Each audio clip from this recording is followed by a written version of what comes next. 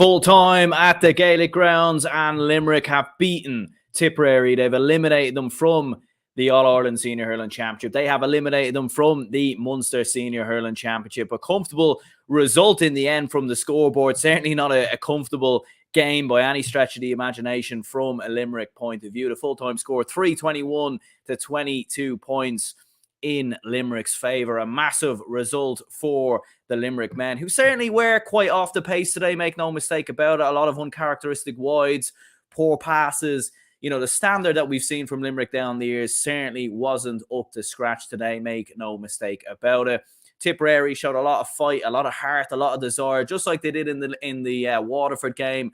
They fought tooth and nail for large parts of this game. They led by 3 points at one stage in around the 50th minute or so, and you felt like maybe this was Tipperary's day. But I think, in my opinion, the thing I noticed in this game was, for as poor as Limerick were, for as bad as they were at times in terms of the poor misses, the poor passes, unforced errors, and just the uncharacteristic play from this Limerick side, they were never out of the game. They were, the biggest deficit was only 3 points. And really, for me, the big turning point in this game was obviously the late goals from Limerick, make no mistake about that. But when Tipperary built up a 3-point lead on the 50th minute from Jake Morris, who scored, they had a 65 just after that from Noel McGrath. He puts it wide. Jake Morris has another chance a couple of minutes later, which goes wide. And Tipperary could have built up a 4 to 5 point lead. And that maybe just would have given them a bit of a margin going into the final 15 minutes to work with. And if the game becomes 4 or 5 points, it then starts to become more of a tougher task for Limerick. So they very much kept Limerick in the game by some of those misses from a Tipperary perspective. But you'd have to say Limerick in the end, the better side, for as much of the fight that Tipperary shown, they didn't put Limerick away. They didn't stand on this beast that is Limerick and stand on the neck of the beast and put them away. They just didn't do that, in my opinion. And you have to give Limerick credit. Should Aaron Gillane have been sent off? He certainly should have been, in my opinion. A reckless swing of the hurl right there. If you see the replay, you know exactly what he's doing. It's a blatant red card. He should have been sent off, in my opinion. But look, it's not the first time that Gillane should have been sent off, and it hasn't happened. You'd start to wonder if he's got something on these officials at this stage or something. He should have won a penalty a couple of minutes later as well, to be fair, to call a spade a spade. He certainly should have got a penalty from the trip just a couple of minutes later in the box. That certainly should have been a penalty. But look, would it have made that much of a difference? Maybe. Maybe it would have. Obviously, Gillane gets the third goal. So, maybe that would have given Tipperary more of an incentive to come back into the game. But yeah, that should have been a red card in my opinion. Just running through some of the big events of the game and running through some big players. I mean, Jared Brown was very impressive, I thought, from Tipperary. 3 points in the first half. Started very, very brightly. Caught a lot of ball ahead of his man. And Limerick's marking at times in the first half and at stages in the second half as well just wasn't tight enough. There was certainly a couple of errors in there. And they just weren't playing at the same energy and pace you would normally associate with this Limerick side. Noel McGrath, outstanding. 13 points from him. 1 point to remember in the second half from the sideline, which was just unbelievable. He was very good from a Tipperary perspective. Jake Morris with 3 points. Thought he was largely quiet throughout different periods of the game. And Connor Stakelin was tremendous from Tipperary. He didn't score, but just that work rate as well. And some of the blocks, turnovers that he was getting from a Tipperary perspective was very good indeed. Barry Heffernan had a great game, I felt. A lot of hooks in there. And Dylan Quirk, Seamus Kent. Tipperary were showing a lot of mettle in that first half to really live with this Limerick side. And they gave a good battle. And look, Tipperary are out of the championship now. I don't think it's mathematically confirmed, because if Cork were to beat Waterford and then Clare lose to, or if Cork would beat Waterford, they'd all, Cork and Waterford be on 2 points. But I think that's it from a Tipperary perspective. I'm pretty sure they are very much gone from the championship at this point. It would take 3 defeats from 3. It would take a remarkable swing of score difference to go in their favour against the Rebels in a week's time. Aaron Gillan, obviously great goal in the 7th minute, caught the ball from Jeremy Burns. Whether he underhit it, I'm not sure, but he catches the ball ahead of Seamus Kennedy, puts it in the back of the net. Brilliant finish from Aaron Gillan. But Limerick just, weren't quite at it, from the 15th minute right up until the 26th minute. They conceded 6 without reply. Couple of points from Noel McGrath, Jake Morris, Stuart Brown all getting in on the act, and Tipperary had a very good spell from that sort of time period. Limerick didn't score between the 13th and 28th minute, 15 minutes without scoring, which was a little uncharacteristic from a Limerick perspective. Cathal O'Neill, I thought he was great in this game. Obviously, Limerick missing a couple of players coming into this one.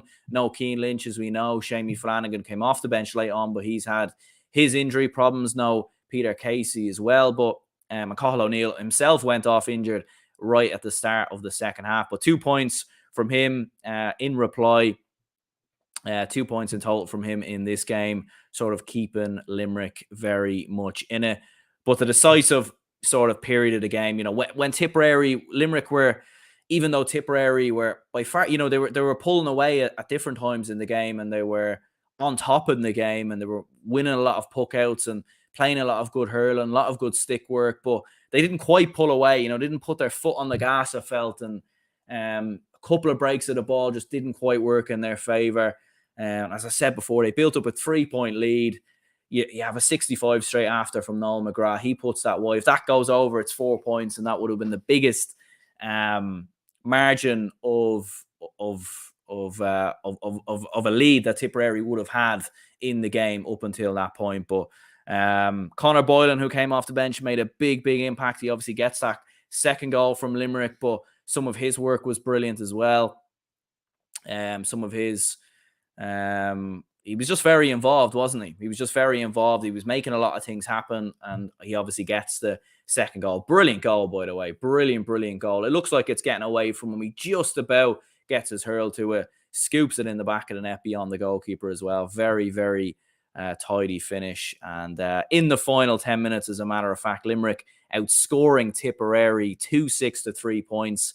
Tipperary with the final 2 points of the game. So you could say there between the 70th and 61st minute, Limerick outscoring Tip 2-6 to 1. And that was the difference. You'd look at this scoreline if you didn't see the game, and you'd think Limerick, Limerick must have won this one comfortably. This must have been handy for Limerick. It wasn't at all. It certainly wasn't that way.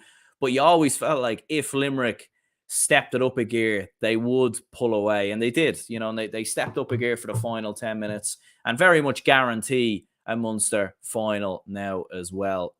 Pretty sure that is guaranteed. GA lad says great stuff by Limerick to come back and go ahead in the end. And yeah, it was a top performance in those final 10 minutes from a Limerick perspective. And they're just so clutch. They're such a clutch team. They just find, they every obstacle that's thrown at them, they seem to find a way to overturn it. Reminds me so much of that 6 in a row Dublin team. And look, no one's saying that Limerick are going to win 6 in a row. That will certainly be a tall order.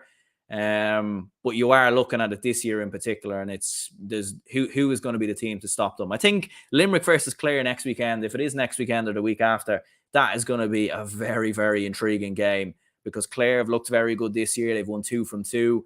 And if Clare get a result against Limerick, that probably guarantees them a Munster final, maybe, depending on how Waterford get on in their final 2 matches as well. So it's going to be interesting. It's going to be very interesting indeed. But Limerick, when the obstacles are thrown at them, when they have difficulty, when they have problems, the mentality within the team, the mentality within the group that John Kiley and Paul Kinnerk sets out, it's just exceptional. It really is.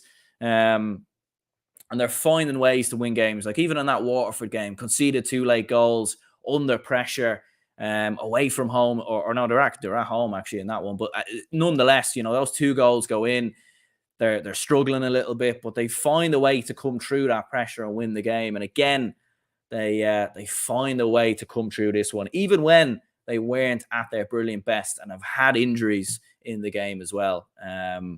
So massive congratulations to Limerick, and it's going to be very hard to see who will stop them, because, as I said, not at their best today, but yet they've come out 8-point winners over Tipperary and have won 3 from 3. And that, shows a lot. And when this Limerick team is at their best for a full 70-minute period, which will probably come in an All-Ireland semi-final or final like it did last year, it's very worrying to see what they could do, because you've seen what they done to Cork last year. So yeah, brilliant stuff from a Limerick perspective.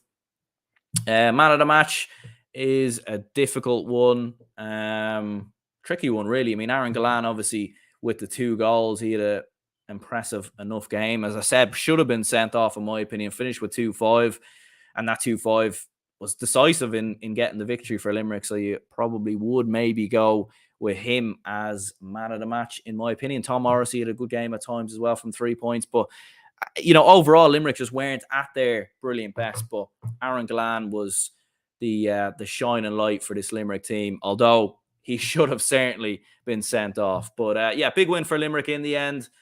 Very much true to a Munster final now. And be very interesting to see who they play. Could it be Clare? Could it be Waterford? They obviously play Clare in their next game in the round robin. So it'll be interesting to see. It certainly will be intriguing to see what happens. But yeah, for anyone who's tuned in to the reaction, if you could smash the like button, subscribe if you're new. Stay tuned for the Donegal-Cavan reaction, which will be out a little bit later on as well. That game starting in about 10 minutes time. So stay tuned for that. And I'll see you all later.